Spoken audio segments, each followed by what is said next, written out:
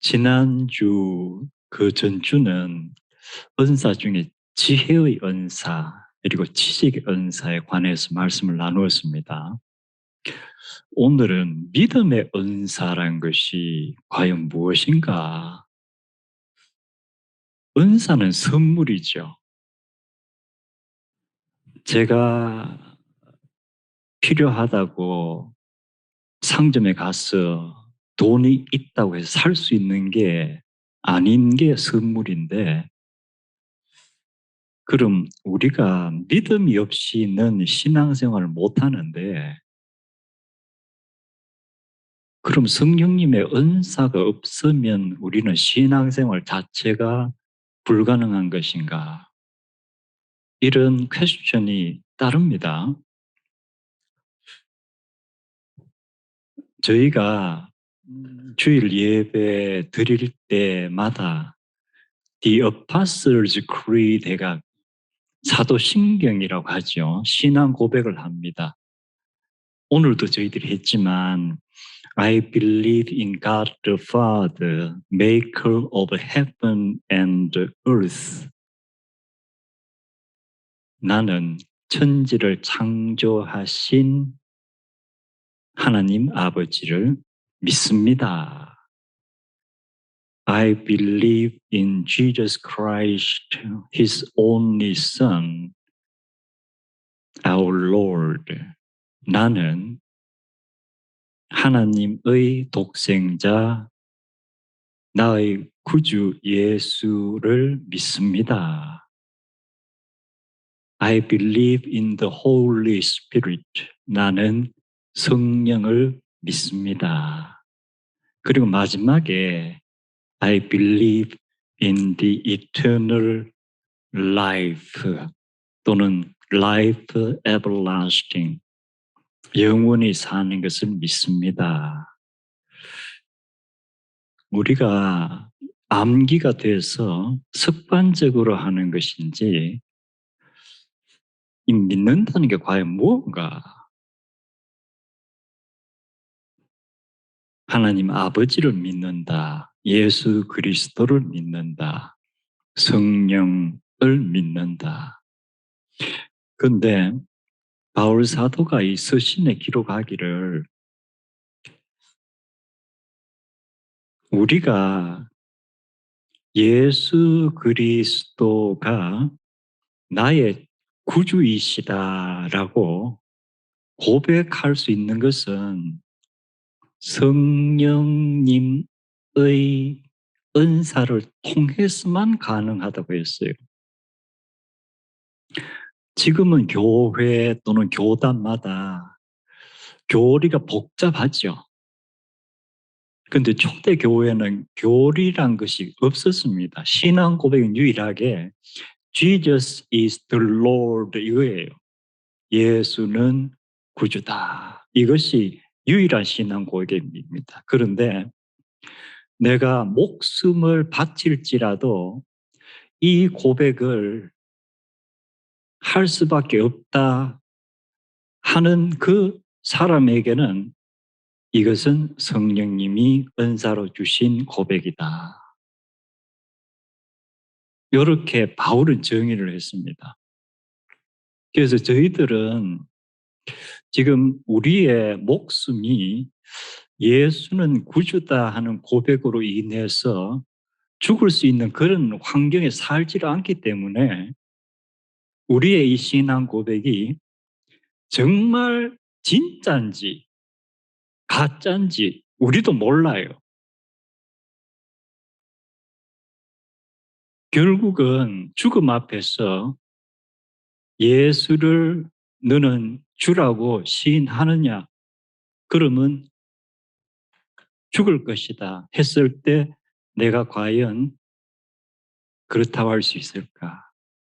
아마 바울 사도는 그런 상황에서도 Jesus is our Lord라고 하는 사람은 그것은 자기의 신앙 고백이라기보다도 성령님께서 주시는 고백이다.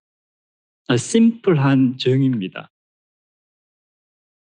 그래서 우리가 믿음 이 얘기하지만 항상 잘 살펴봐야 될 것 같아요. 내가 어떤 상황에서도 할 수 있는 고백인가? 아니면 위험하지 않은 상황에서만 할 수 있는 말인가?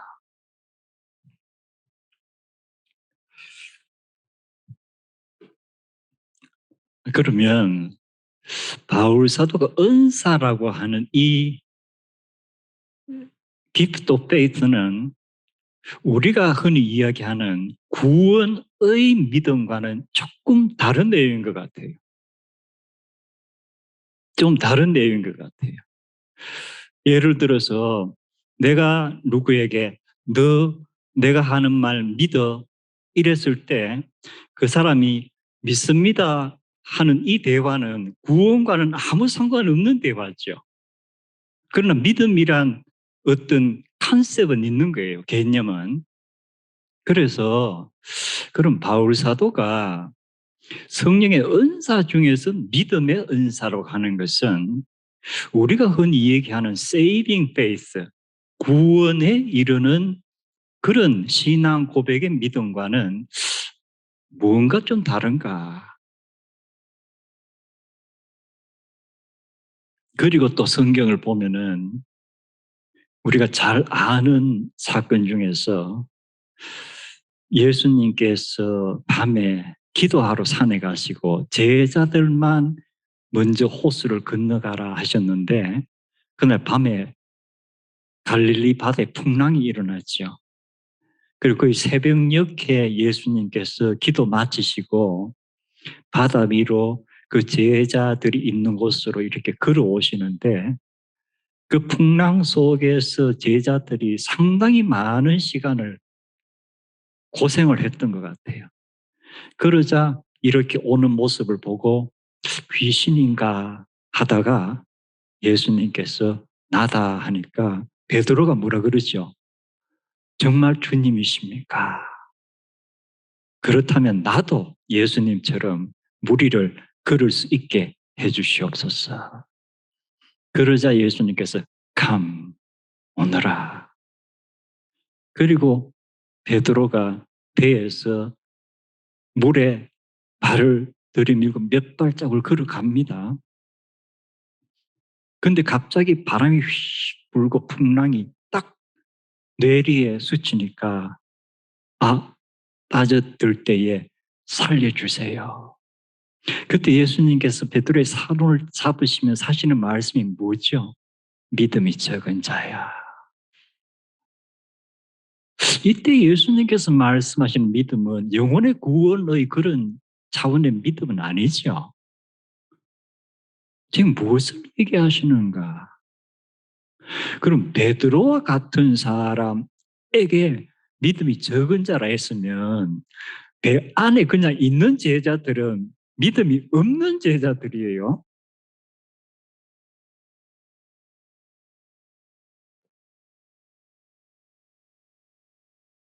과연 그 상황에서 예수님께서 나를 믿고 다 물속으로 걸어서 나한테 오라 했으면 그 제자들 중에 과연 몇 명이 그렇게 했을까?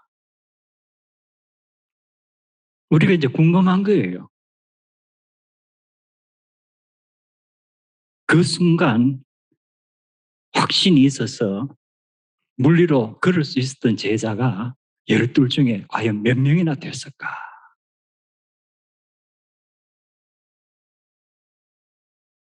제가 이 누가복음의 기사를 읽으면서 이 로마의 백부장이 성경에 대해서 얼마나 알고 있었을까? 예수님에 대한 소문은 분명히 들었을 거예요. 하지만 예수님이 과연 메시아다 또는 하나님의 아들이다 그런 사실을 믿는 사람이었을까? 아니면 그런 건 모르지만 일단 병 고치는 은사가 있는 사람이란 것을 믿었을까? 이건 우리가 알 수 없습니다. 그런데 시편에 보면은 시편 기자가 여호와 하나님은 선하시고 그의 인자하심이 영원무궁하시다 하는 시를 쭉 하면서 거기에 뭐가 나오느냐 하면은 여호와께서는 말씀을 보내사 우리를 고쳐주시고, 이런 말씀이 나옵니다. 그럼 시편 기자는 분명히 여호와 하나님을 아는 사람일 것이고, 그리고 이스라엘 역사를 잘 아는 사람으로서 시편 107편을 보면은 이스라엘에 일으킨 그런 역사에 대한 감사와 하나님의 능력이 쭉 열거가 되는데, 거기에 여호와께서 말씀을 보내사 우리를 고쳐주시고, 이런 구문이 나옵니다. 그러면 이 백부장이 지금 하는 이 얘기는 시편 기자가 한 이 얘기와 꼭 같은 거예요. 말씀만 보내주십시오. 그러면 내 종이 낫겠습니다. 이 말씀을 들으시고 예수님께서 뭐라 그러세요? 이스라엘에도 이러한 믿음은 내가 본 적이 없다. 그리고 이제 병고침이 일어나는 거죠. 그럼 이 백부장의 믿음이란 것은 우리가 말하는 saving faith, 구원에 이르는 믿음과는 좀 다른데, 이 예수님의 능력에 대한 이 믿음, 이렇게 강한 믿음이 어디서 나온 것일까? 아마 바울이 이야기하는 믿음의 은사에 속하는 것으로 우리가 이해를 할 수 있을까